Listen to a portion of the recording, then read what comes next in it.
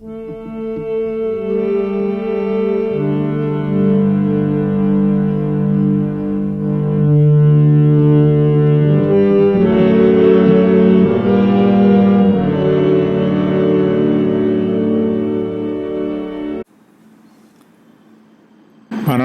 మొదటగా ఒక ప్రశ్న వేసుకోవాలి.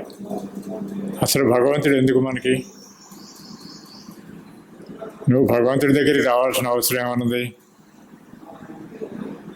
అంటే ఏదో నీలో దోషాలు, లోపాలు, లేకపోతే కష్టాలు ఏవో ఉన్నాయి కాబట్టి ఇవి నువ్వెంత ప్రయత్నం చేసినా కానీ అవి రాకుండా ఆపలేకపోతున్నావు కాబట్టి దీనికి నాకంటే శక్తివంతులు అయిన వారిని ఎవరిని ఉన్నారా అనేటటువంటి ఆలోచన నీకు వచ్చి అప్పుడు భగవంతుడు అనేవాడు ఒకడు ఉన్నాడు, ఆయన వల్ల ఈ కార్యక్రమాలన్నీ జరుగుతున్నాయి, ఆయన దగ్గరికి వెళ్తే మనకు ఉండేటటువంటి ఇబ్బందులన్నీ తొలగిపోతాయని చెప్పి నువ్వు వస్తావు. సాధారణంగా భగవంతుడి దగ్గరికి వచ్చేవాళ్ళు అలా వస్తారు. కానీ అలా వచ్చినప్పటికీ కూడా కొన్ని సమస్యలు ఇంకా తీరకుండానే ఉంటాయి మనిషికి. ఆ సమస్యల నుంచి బయటపడాలని అంటే ఏమిటి మార్గం అని అంటే దానికి నువ్వు నేను కాదు, మహర్షులు అనేటువంటి వాళ్ళే ఆ సమస్యకు పరిష్కారం కనుగొనడం కోసం కాన్సన్ట్రేట్ చేశారు. చేసినప్పుడు వాళ్ళకి దొరికినటువంటి పరిష్కారం ఏమిటంటే ఇది ప్రపంచం సత్యం కాదు, ఇది చాలా బుద్ధిప్రాయమైనది, మన జీవితాలు కూడా శాశ్వతమైన జీవితాలు కాదు. అందుకని మనం ఎక్కడికో వెళ్ళిపోయి తపస్సు చేసుకుని ఈ జీవితంలో నుంచి నిష్క్రమించటే మనకి పరిష్కార మార్గం, కానీ ఈ జీవితంలో ఉన్నంతకాలం ఈ పరిష్కారానికి, ఈ సమస్యలకు పరిష్కారాలు దొరకవు మనకని చెప్పి ఒక నిర్ణయానికి వచ్చారు. మహానుభావులు ఆ నిర్ణయానికి వచ్చిన తర్వాత అంటే వాళ్ళకి అందినటువంటి వాళ్ళకి విదితమైనటువంటిది, తెలిసినటువంటిది పరిష్కారం అదొకటే. ఆ పరిష్కారం అలానే అందుకని ఏంటంటే మనం జీవితంలో నుంచి మోక్షాన్ని పొందాలి, మోక్షం తీసుకుని వెళ్ళిపోవాలి అనేటటువంటి అది పరిష్కారం అని అయినప్పుడు దానికి కారణం ఏం చెప్తున్నారు? ఇది మిథ్య, ఈ ప్రపంచం లేదు, నిజంగా లేదు అనేటటువంటి దాన్ని మనకి వాళ్ళు సోదాహరణగా నిరూపించడానికి ప్రయత్నం చేశారు. అయినప్పుడు అసలు ఈ సృష్టి అంతా ఎందుకు జరిగింది? విద్యా సృష్టి చేయటమే భగవంతుడికి చేతవునా, సత్యమైనటువంటి సృష్టి చేయటం చేత కదా అనే ప్రశ్న దాని వెనకాలే వస్తుంది. అయినప్పుడు అసలు మనం ఈ వీటన్నిటిలో నుంచి బయటపడాలని కానీ లేకపోతే వీటిలన్నింటినీ గురించి తెలుసుకోవాలని కానీ ఒక ఆసక్తి, ఒక ఆకాంక్ష మనలో బయలుదేరింది. తెలుసుకోవాలనేటటువంటిది అసలు సత్యం అంటే ఏమిటి, ప్రపంచం అంటే ఏమిటి, ఈ ప్రపంచాన్ని ఎవరైనా సృజించారా, లేకపోతే ధనస్కథ వచ్చిందా, లేకపోతే ఏదైనా పరిణామం జరుగుతుందా అనేటటువంటి అనేక ప్రశ్నలు మనం ముంచెత్తేటప్పటికీ ఆ ప్రశ్నలకి సమాధానం కోసం మనం ఇతరుల దగ్గరికి వెళ్ళాము. వాళ్ళు ఇచ్చిన సమాధానం ఏంటంటే ఇది మిథ్య, కాబట్టి నువ్వు ప్రపంచంలో నుంచి వెళ్ళిపో అని చెప్పారు. ఆ వెళ్ళిపోవడానికి కావాల్సినటువంటి మార్గాలు ఏర్పాటు చేశారు వాళ్ళు. ఆయా మార్గాలను అనుసరించి ఆయా యోగాలు మనకి యోగ పద్ధతులు అనేటటువంటి బయటకు వచ్చే ప్రచారంలోకి వచ్చాయి. ఆ పద్ధతులను అనుసరించి మనం యోగా ఆచరణ చేసినట్టయితే ఈ జీవితంలో నుంచి నిష్క్రమించడానికి సంసిద్ధులం అవుతాం అన్నమాట. కానీ మనం వేసుకున్న మొదటి ప్రశ్న, రెండో ప్రశ్న ఏంటంటే అసలు ఈ సృష్టి అంతా ఎందుకు వచ్చింది, దీనికి కారణం ఏమిటి అనేటటువంటి దాన్ని వాళ్ళకి పూర్తిగా సరిగ్గా సరైనటువంటి సమాధానం మనకి చెప్పలేకపోయారు. కానీ ఆ సమాధానాన్ని చెప్పగలిగింది ఒక మదరాని శ్రీ అరవింద్. వాళ్ళు ఈ సృష్టి మిథ్య కాదు, ఇది భగవంతుడు చేసినటువంటి సృష్టి, భగవంతుడు చేసిన సృష్టి కాదు, ఇది భగవంతుడు ఇలా అయ్యి పరిణమిస్తున్నటువంటి స్థితి. ఇది ఆయనే పరిణామం అంటే తను తాను ఇన్వాల్వ్ అయిపోయి తనలో తాను ముడుచుకుపోయి క్రమంగా ముడుచుకుపోయి భగవంతుడు పదార్థంగా తయారయ్యాడని, పదార్థంలో నుంచి నెమ్మదిగా భగవంతుడు ఏ ముడుచుకుపోయిన భగవంతుడు ఉన్నాడో పదార్థంలో ఆయన నెమ్మదిగా మళ్ళీ వికసిస్తూ తన స్వస్వరూపానికి వెళ్ళటానికి ఇదంతా ఈ ప్రయత్నం అంతా జరుగుతుందని, ఇది పరిణామ సిద్ధాంతాన్ని శ్రీ అరవిందులు తీసుకున్నారు. ఈ పరిణామ సిద్ధాంతానికి ముందు అసలు సృష్టిని గురించినటువంటి 3 సిద్ధాంతాలు ప్రాచుర్యంలో ఉన్నాయి. ఒకటి ఆరంభవాదం, 2 వివర్తవాదం, 3 పరిణామవాదం. ఈ పరిణామవాదం మిగతా 2 ఆరంభవాదాన్ని తర్వాత వివర్తవాదాన్ని కొన్ని మతాలు తీసుకున్నాయి. వాటి ప్రకారం వాళ్ళు వాటి సమాధానాని కోసం వాటి వెనక వెళ్ళేటటువంటి వాళ్ళు వేరే ఉన్నారు. కానీ పరిణామవాదం అనేటటువంటి దాన్ని ఇప్పుడు దీన్ని పదార్థవాదాన్ని తర్వాత ఆధ్యాత్మికవాదాన్ని రెండింటినీ సమన్వయం చేయగలిగేది ఒక పరిణామవాదం. ఈ పరిణామవాదాన్ని తీసుకున్నటువంటి శ్రీ అరవిందులకి చాలా కష్టాలు ఎదురవుతాయి. కారణం ఏంటంటే ఈ ఉన్నదంతా సత్యం అనేటటువంటిది నిరూపించాల్సినటువంటి బాధ్యత ఆయన మీద ఉంటుంది. దీన్ని సత్యం అని ఎలా అంటాం? ఇన్ని ఇబ్బందులు, ఇన్ని కష్టాలు, ఇన్ని రకరకాల వైవిధ్యాలు ఉన్నటువంటి సృష్టి సమన్వయంతో కూడుకున్నదని ఎలా రుజువు చేయగలరు అనేటటువంటిది ఆయన మీదకి వచ్చేటప్పటికి ఆయన దానికి చేసినటువంటి సమన్వయాన్ని చూసి, ఆయన దానికి ఇచ్చినటువంటి నిర్వచనాన్ని చూసి, ఆయన దానికి ఇచ్చినటువంటి విశ్లేషణను చూసి మనం ఆయన వైపు ఆకర్షితులు అయ్యాం.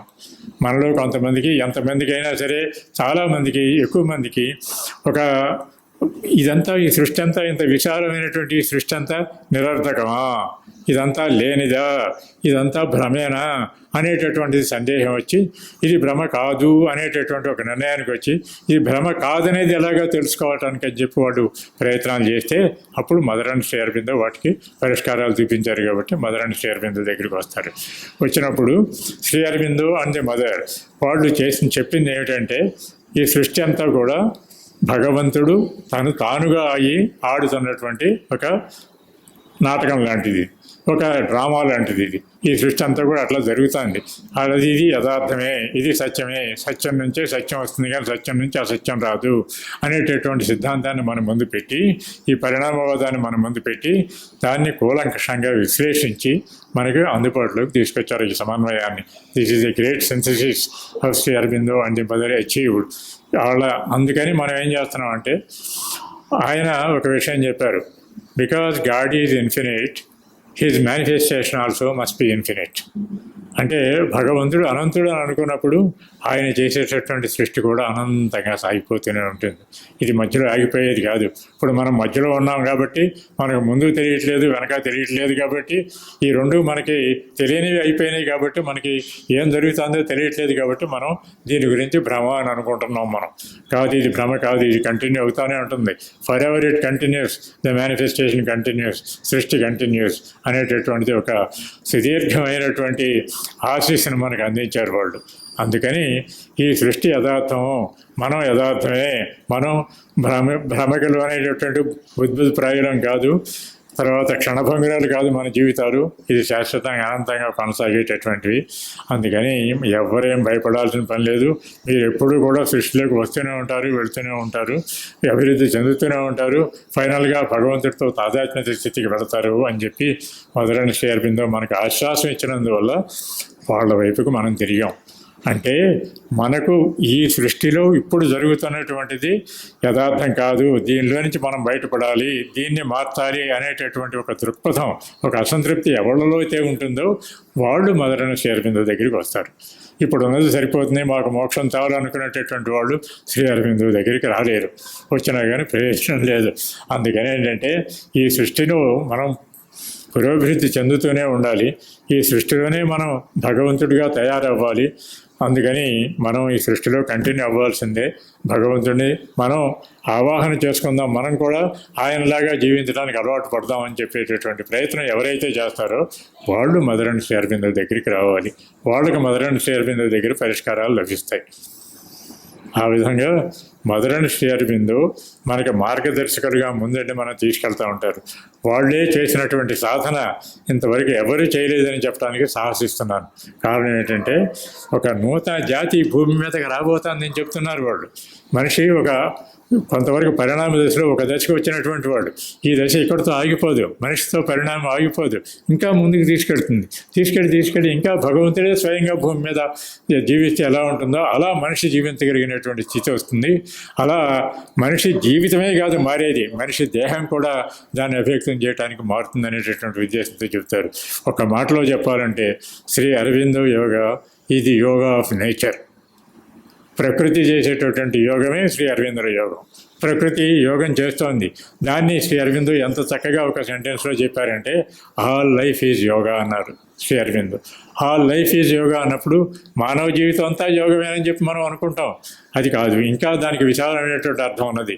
అసలు ప్రాణమే, భూమి మీద ఉన్నటువంటి సకల చరాచర జీవులన్నీ కూడా యోగంలోనే ఉన్నాయి. ఇప్పుడు అవి యోగ మార్గంలో నడుస్తున్నాయి. వాటికి తెలియకుండానే యోగ మార్గంలో నడుస్తున్నాయి. అవన్నీ కూడా అట్లా నడవబట్టే మనం ఈ దశకు వచ్చాము. దాంట్లో నుంచి మనం రావడం అనేటటువంటి మనకు తెలియకుండానే మనం ఈ దశలోకి వచ్చాం. ఇదంతా ఎవరు చేస్తున్నారు? ఈ యోగాన్నంతా ప్రకృతి చేస్తుంది. ప్రకృతి యోగం చేస్తూ వస్తుంటే ఆ ప్రకృతిలో భాగంగా మనం పరిణమించి ఈ రకంగా మనం ఇప్పుడు ప్రకృతిలో భాగమైనాం.